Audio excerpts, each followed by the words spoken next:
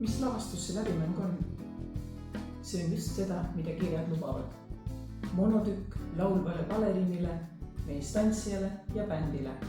Ja see on ka Triinu Ukkini debüütalbumi esitluslavastus. Laval on Eesti tippmuusikutest live-bänd ja üks silmapaistvamaid meestantsijaid, Markus Nilsson Eesti Rahvusballetist. Ja loomulikult olen seal mina, laulev baleriin. Ja ma päris ausalt saingi valmis debüütalbumi, mida ma selle lavastusega esitlen. Kui lavastuse peategelaseks on laulev baleriin, on selles muidugi nii laulu kui tantsu. Kui laval on bänd, siis sellel on väga head elavat muusikat ja kui juba tuleb kohale Rahvusballeti solist, küllap siis juba korralikult tantsu ka vihutakse.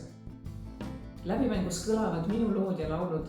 Mängime läbi elu, mängime läbi teatri, muusika, tantsu. Läbimäng on ju teatavasti proov.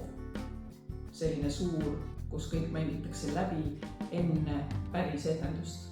Aga selle läbimängu tingimuseks on, et mäng peab saama läbi. Lavastusel on küll selged biograafilised sugemed, aga see lugu ei ole lihtsalt minust. See lugu on julgusest, iseendaks saamisest ja elust kaunite kunstide karmis maailmas.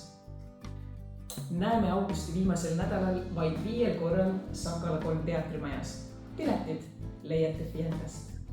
Tšau!